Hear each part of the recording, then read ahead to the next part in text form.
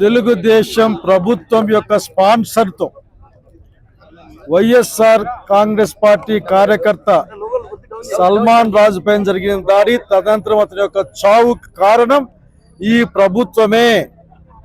ఈ ప్రభుత్వం ఒత్తాస పలకడం వల్ల మాత్రమే తెలుగుదేశం పార్టీకి సంబంధించిన గూన్స్ అంతా ఈరోజు ముందుకు వచ్చేటువంటి కార్యక్రమాలు చేస్తూ ఉన్నారు. మేము చెప్తా ఉన్నాం ఒకటే ఒక మాట, చంద్రబాబు నాయుడు గారు మీ యొక్క పార్టీ పుట్టుకే దళితులకు వ్యతిరేకంగా, బలహీన వర్గాలకు వ్యతిరేకంగా పుట్టిన పార్టీ మీది. ఈ రోజు కూడా మీ పార్టీ నాయకుల కార్యకర్తల చేతుల్లో ఎంతమంది దళితులు బలైపోయారో కూడా అందరికీ తెలిసిన అంశమే.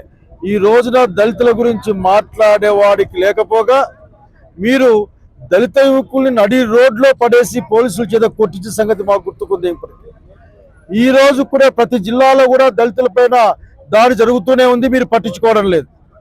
చివరికి ఇక్కడ 7 గుర్రాలపల్లిలోగా చిన్న అమ్మాయి, దళిత అమ్మాయికి పైన అంత అన్యాయమైన ఘోరం జరిగితే కూడా ముఖ్యమంత్రి మాట్లాడలే, హోంమంత్రి మాట్లాడలే, ఈ జిల్లా వాళ్ళు మాట్లాడలే, ఎవరు మాట్లాడలే. కనీసం జరిగిందన్న స్పృహ కూడా మీకు లేని పరిస్థితి.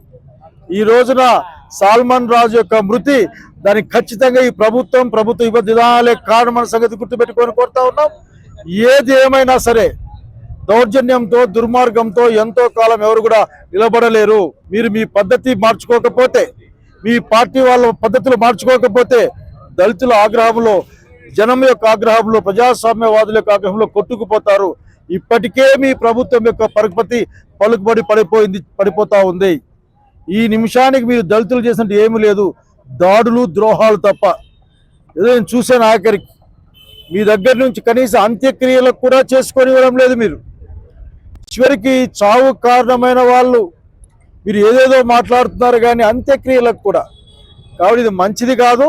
దీన్ని సహిస్తూ చూడడానికి ఈ సమాజం సిద్ధంగా లేదన్న సంగతి తెలియజేస్తూ, అనంతపురం జిల్లా వైఎస్ఆర్ కాంగ్రెస్ పార్టీ సల్మాన్ రాజు మృతి పట్ల సంపూర్ణమైన ప్రగాఢమైన బాధను వ్యక్తం చేస్తూ, ఈ యొక్క తెలుగుదేశం పార్టీలో ఉన్న ఈ రౌడీ మూకలు స్పష్టంగా చెప్పాలనుకుంటా ఉన్నాం.